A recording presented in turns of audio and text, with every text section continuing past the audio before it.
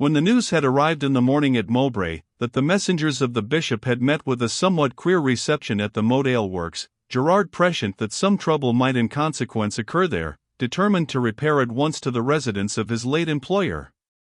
It so happened that Monday was the day on which the cottages up the dale and on the other side of the river were visited by an envoy of Ursula Trafford, and it was the office of Sybil this morning to fulfill the duties of that mission of charity. She had mentioned this to her father on the previous day, and as in consequence of the strike, he was no longer occupied, he had proposed to accompany his daughter on the morrow. Together therefore they had walked until they arrived at the bridge, it being then about 2 hours to noon, a little above their former residence. Here they were to separate. Gerard embraced his daughter with even more than usual tenderness, and as Sybil crossed the bridge, she looked round at her father, and her glance caught his, turned for the same fond purpose. Sybil was not alone. Harold, who had ceased to gambol, but who had gained in stature, majesty, and weight what he had lost of lithe and frolic grace, was by her side. He no longer danced before his mistress, coursed away and then returned, or vented his exuberant life in 1,000 feats of playful vigor, but sedate and observant, he was always at hand, ever sagacious, and seemed to watch her every glance. The day was beautiful, the scene was fair, the spot indeed was one which rendered the performance of gracious offices to Sybil doubly sweet. She ever begged of the Lady Superior that she might be her minister to the cottages up dale. They were full of familiar faces. It was a region endeared to Sybil by many memories of content and tenderness. And as she moved along today her heart was light, and the natural joyousness of her disposition, which so many adverse circumstances had tended to repress, was visible in her sunny face. She was happy about her father. The invasion of the miners, instead of prompting him as she had feared to some rash conduct, appeared to have filled him only with disgust. Even now he was occupied in a pursuit of order and peace, counseling prudence, and protecting the benevolent. She passed through a copse which skirted those woods of Mowbray wherein she had once so often rambled with one whose image now hovered over her spirit. Ah! What scenes and changes, dazzling and dark, had occurred since the careless though thoughtful days of her early girlhood! Sybil mused. She recalled the moonlit hour when Mr. Franklin first paid a visit to their cottage, their walks and wanderings, the expeditions which she planned and the explanations which she so artlessly gave him. Her memory wandered to their meeting in Westminster, and all the scenes of sorrow and of softness of which it was the herald. Her imagination raised before her in colors of light and life the morning, the terrible morning when he came to her desperate rescue. His voice sounded in her ear, her cheek glowed as she recalled their tender farewell. It was past noon. Sybil had reached the term of her expedition, had visited her last charge, she was emerging from the hills into the open country, and about to regain the river road that would in time have conducted her to the bridge.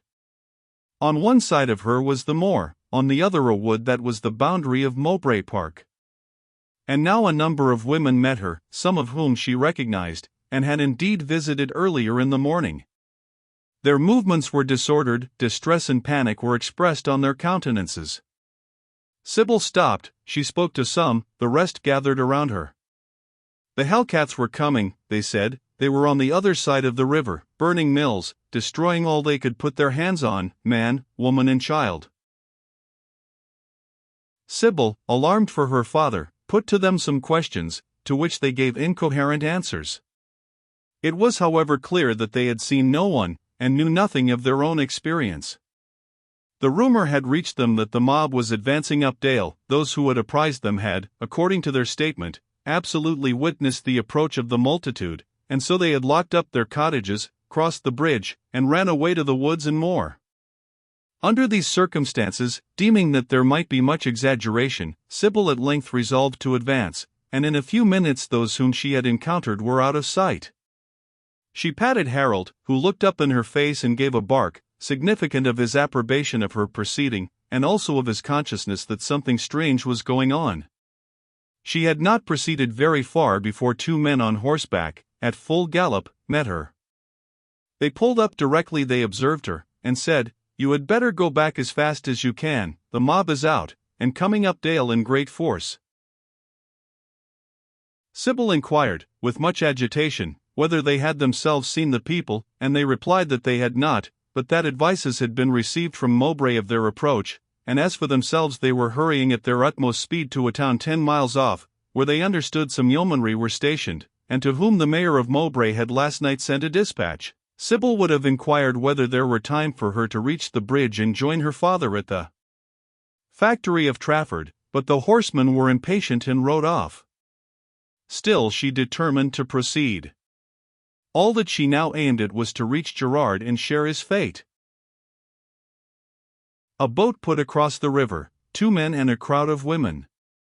The mob had been seen, at least there was positively one person present who had distinguished them in the extreme distance, or rather the cloud of dust which they created. There were dreadful stories of their violence and devastation.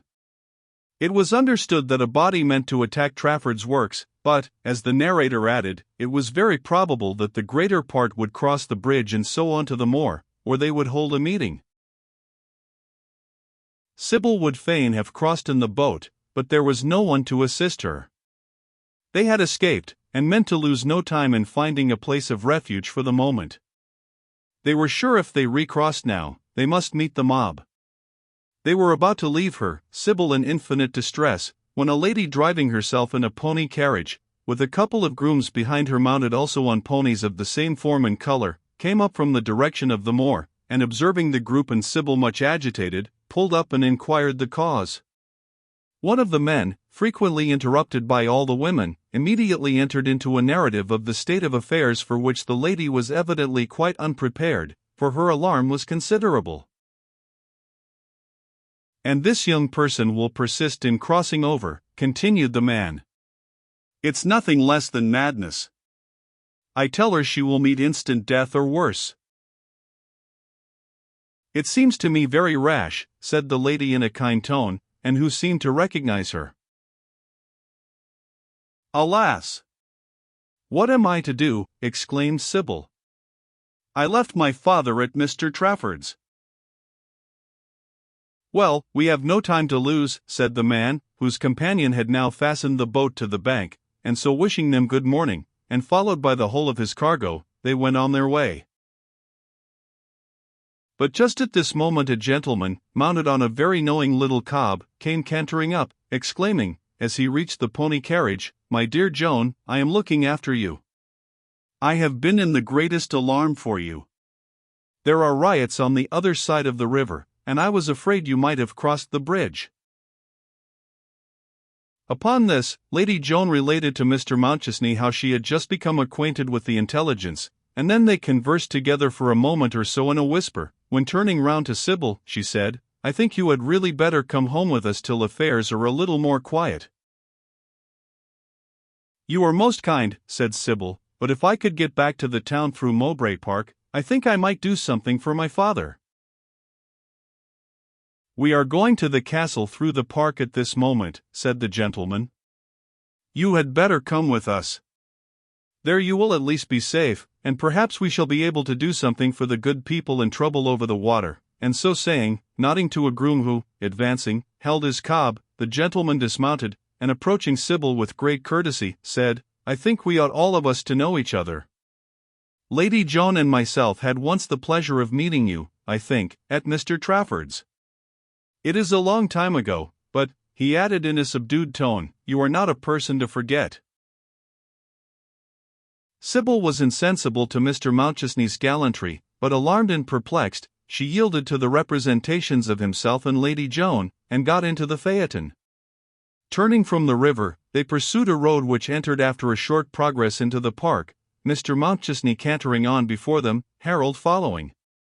They took their way for about a mile through a richly wooded domain, Lady Joan addressing many observations with great kindness to Sybil, and frequently endeavoring, though in vain, to distract her agitated thoughts, till they at length emerged from the more covered parts into extensive lawns, while on a rising ground which they rapidly approached rose Mowbray Castle, a modern castellated building, raised in a style not remarkable for its taste or correctness, but vast, grand, and imposing. "And now," said Mr. Mountchesney, riding up to them and addressing Sybil, "I will send off a scout immediately for news of your father. In the meantime let us believe the best.